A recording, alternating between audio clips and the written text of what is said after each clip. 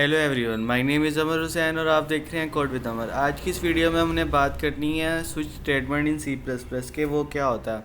तो video start करने से पहले मैं सबको कहना चाहूँगा कि अगर आपने सी प्लस प्लस का फुल कोर्स सीखना है तो आप मेरे इस चैनल पर विजिट करें। यहाँ आपको सारी वीडियोस स्टेप बाय स्टेप मिलेंगी, जैसे कि पहले प्रोग्राम स्ट्रक्चर, उसके बाद फिर फर्दर उसकी नेक्स्ट वीडियोस। ओके, अगर आपने सी प्लस प्लस का फुल कोर्स सीखना है तो आप मेरे चैनल पर विजिट कर सकते हैं। My channel name is code with Amar, जैसा कि आपके सामने आ रहा है। तो अब चलते हैं अपने वीएस कोड की तरफ, जहाँ आज हमने सीखना है स्विच स्टेटमेंट। तो ये कल वाला कोड है जहाँ हमने पढ़ा था इफ एल्स। तो इफ एल्स और तो ये कल वाला कोड है, इसमें हमने पढ़ा था इफ एल्स क्या होता है। तो इफ एल्स और स्विच स्टेटमेंट में ना ज़्यादा डिफरेंस नहीं है, थोड़ा सा ही है डिफरेंस। तो पहले इसको डिलीट कर देते हैं। सबसे पहले जो बेसिक स्ट्रक्चर है वो लिखते हैं, हैश इंक्लूड आयो स्ट्रीम, उसके बाद यूजिंग नेम स्पेस एसटीडी, और लास्ट में होता है इंट मैन। मैं एक बार फिर कहूँगा कि अगर आपने ये सेंटर में से कोई वीडियो देखी और आपने अगर सी प्लस उसका पहले कुछ नहीं सीखा हुआ तो आपको ये समझ नहीं आ सकती। अगर आपने सी प्लस का फुल कोर्स सीखना है तो आप मेरे चैनल पर जाके देखें, आपको वहाँ सारी वीडियोस मिल जाएंगी। तो स्टार्ट करते हैं। स्विच स्टेटमेंट ना बेसिकली इफ एल्स की तरह ही होता है, लेकिन उसमें थोड़ा सा फ़र्क होता है। पहले मैं स्विच स्टेटमेंट का बेसिक्स जो सिंटैक्स है वो लिख लेता हूँ। स्विच स्टेटमेंट का सिंटैक्स होता है ये। ओके, यहाँ पे ना डिफरेंट उसके केस होते हैं। जैसे पहला केस, उसके अंदर जो हमने लिखना हो वो, उसके बाद दूसरा केस, उसके अंदर जो हमने लिखना हो वो। ओके, इस तरह स्विच स्टेटमेंट के डिफरेंट केसेस होते हैं। अब केसेस हम कब तब यूज़ करते हैं, जब स्विच स्टेटमेंट बेसिकली हम उस टाइम यूज़ करते हैं जब किसी भी जो हमने कंडीशन लगानी है ना, वो एक कंडीशन की बेसिस पर डिफरेंट रिजल्ट आने हो। और इफ एल्स तब यूज़ करते हैं जब हमें डिफरेंट कंडीशंस की बेसिस पे डिफरेंट रिजल्ट आने हैं, क्योंकि स्विच स्टेटमेंट में एक ही कंडीशन होती है, उसके जितने केस होते हैं हम वो नीचे बना देते हैं।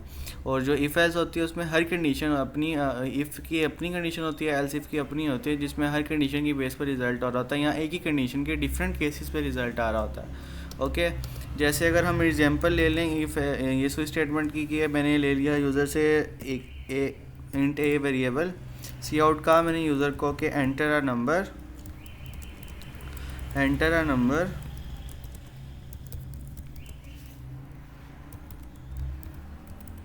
सीन होता है इनपुट के लिए। अब मैंने यूज़र से नंबर ले लिया, अब मैं उसको कह देता हूँ बिटवीन 1 to 4, 1 to 4 के सेंटर में से आप कोई भी एक नंबर ले लो। अब यहाँ पे कंडीशन में मैं डालूँगा वो नंबर इस तरह। ओके, यहाँ पे आई थिंक मुझे नंबर ही दे देना चाहिए, वेरिएबल ज़्यादा आसान हो जाएगा समझने के लिए। मैंने यहाँ पे दिया नंबर। अब एक ही कंडीशन है, नंबर की बेस पे चेक होगा कि वो क्या। अब मैंने कहा कि 1 से 4 के दरमियान में देना। पहला केस होगा 1 के, यूज़र ने जो 1 दबाया तो मैं उसको कह दूँगा सी आउट। जो हमने लास्ट टाइम भी ये कोड देखा था, इफ एल्स में देखा था, तो इस पर हम देखते हैं कि इसमें कैसे होता है स्विच स्टेटमेंट में। सी आउट और एक कंडीशन होती है ब्रेक की। जैसे होता है ना इफ़ और एल्स इफ में क्या डिफरेंस होता था कि इफ़ अगर रन हुआ तो एल्स इफ और एल्स वगैरह सब स्किप कर रही है, कोड नेक्स्ट लाइन पे आ जाएगा। तो स्विच स्टेटमेंट में ना हमें ब्रेक की कंडीशन लगानी पड़ती है, वरना वो सारी चेक करता है। हालांकि नीचे वाली कंडीशंस रन नहीं होती, लेकिन वो चेक करता है। इसलिए हम एक ब्रेक की स्टेटमेंट लगा देते हैं ताकि वो चेक भी ना करे, वो डायरेक्ट किसी और नीचे चला जाए जहाँ स्विच जो है वो एंड हो रहा है। नीचे हम अगर यूज़र ने दबाया 2, हम सी आउट कर देते हैं बी। सही, यहाँ पे फिर से ब्रेक। उसके बाद केस जो 3 होगा उसमें क्या होगा, अगर यूज़र ने नंबर 3 दबाया, इसमें हम कह देते हैं सी। इसमें फिर से हम नीचे क्या लगाएंगे, ब्रेक वो स्टेटमेंट होती है कि कंपाइलर को बताना होता है कि ब्रेक ये करनी, जो स्विच स्टेटमेंट है वो यहाँ एंड हो गई है। आप अब नेक्स्ट स्विच स्टेटमेंट के बाय जो अब भी कोड है ना, आप उस पर चले जाओ। यूज़र ने 4 दबाया, सी आउट कह देते हैं डी, और लास्ट में फिर से ब्रेक। ओके, अब इसमें एक स्टेटमेंट होती है डिफ़ॉल्ट, जैसे और कंडीशन होती है ना उसमें इफ़ एल्स इफ़ की कंडीशन में क्या होता है, उसमें होता है वो एक एल्स स्टेटमेंट होती है जिसको हम डिफ़ॉल्ट स्टेटमेंट भी कहते हैं, कि अगर कोई भी कंडीशन रन ना हुई तो एल्स हो जाएगा रन।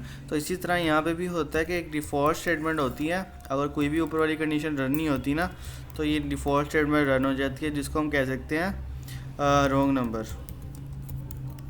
ओके, अब इसको सेव करते हैं और रन करते हैं, देखते हैं कोड चलता है कि नहीं। सेव किया, रन किया,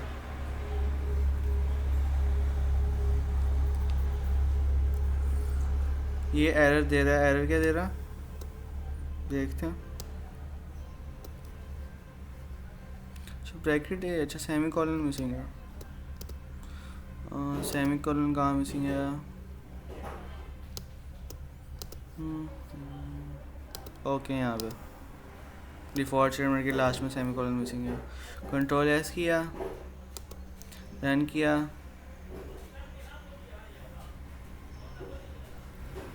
कंपाइल हो गया।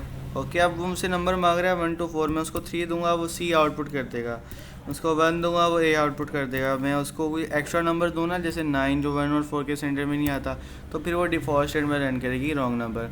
तो बेसिकली इफ़ और एल्स इफ़ और जो ये स्विच स्टेटमेंट है, इन दो चीज़ों में डिफरेंस ये है। एल्स इफ़ और स्विच स्टेटमेंट हम तब यूज़ करते हैं, इफ़ एल्स उस टाइम यूज़ करते हैं जब हमारी डिफरेंट कंडीशंस होती हैं, उस डिफरेंट कंडीशन की बेस पर डिफरेंट रिजल्ट होता है। और स्विच जो स्टेटमेंट है वो उस टाइम यूज़ करते हैं जब कंडीशन एक ही होती है, उसके केस डिफरेंट होते हैं। जैसे नंबर एक ही नंबर है, उसके केस डिफरेंट है, 1 2 3 4 5। यहाँ पे हम कंडीशन नहीं लगा सकते, जैसे 1 लेस दैन 2 या 2 लेस दैन 3, यहाँ पे कंडीशन नहीं लग सकती, वो एरर देगा। सही, केस के अंदर आप इफ एल्स लगा सकते हो, केस की इस जगह पे आप कंडीशन नहीं लगा सकते। तो स्विच स्टेटमेंट तब यूज़ करते हैं जब एक ही कंडीशन के डिफरेंट केसेस होते हैं, और इफ एल्स तब यूज़ करते हैं जब डिफरेंट कंडीशंस के डिफरेंट रिजल्ट होते हैं। तो उम्मीद है कि आज की आपको वीडियो अच्छी लगी होगी। अगर आपने C++ का फुल कोर्स सीखना है तो आप मेरे चैनल पर जाके विजिट करें, आपको यहाँ सारी वीडियोस मिलेंगी। अगर आपने इफ एल्स सीखना है तो इफ एल्स पहले जाके वीडियो देखें, तभी आपको ये स्विच स्टेटमेंट और इफ एल्स का जो डिफरेंस होगा ना वो समझ आएगा। Thank you.